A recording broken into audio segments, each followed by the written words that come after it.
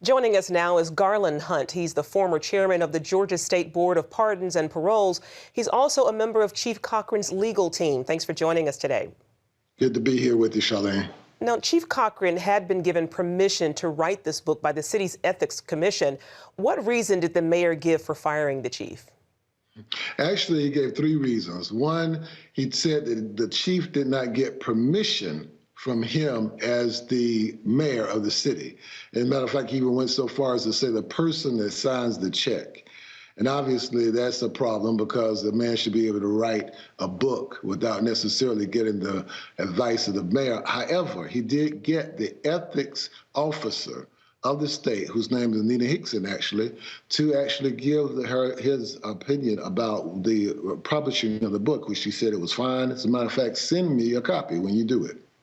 Well, what does the mayor's decision mean for Bible-believing Christians who want to serve in government? I tell you what, this is a major attack against Christianity and our ability to speak our minds and have the freedom to speak what we think.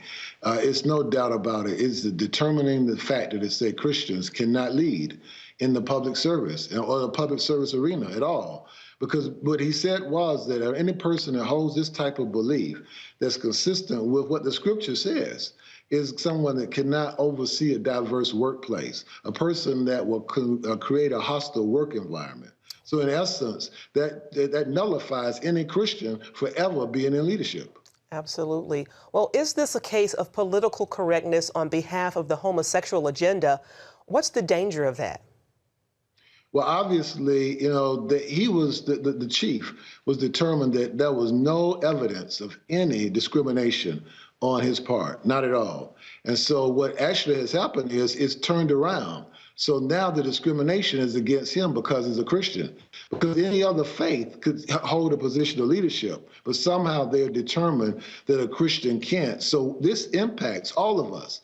Anyone in the marketplace, ultimately in the private sector, anywhere, if you hold a Christian faith belief on the Bible, and in the public square or the political correct world, they determine that the Bible is not politically correct, they in essence could take your job or you never get the position because you're a Christian believer. It's amazing. Well, Garland, you actually know Chief Cochran personally. What can you tell us about his faith and his character? I tell you what, I don't know if I've ever met a more solid Christian man. He actually started and wrote this book because he was actually doing a Bible study in his church.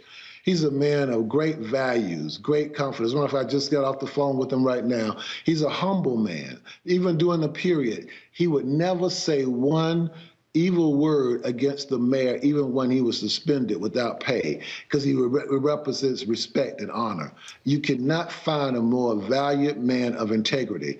He and his wife, he's a family man, and he has children. And I tell you what, all of them are standing strong because they are people of faith and they love Jesus. Indeed. Well, how will he fight this decision by the mayor? Well, first of all, we're looking at two different angles. One, of course, is Title VII, EEOC. And so that's going to be filed pretty quickly. And then, of course, one of the other things that we're looking at is looking at the whole idea of going to the federal courts based upon constitutional issues that are evidently there.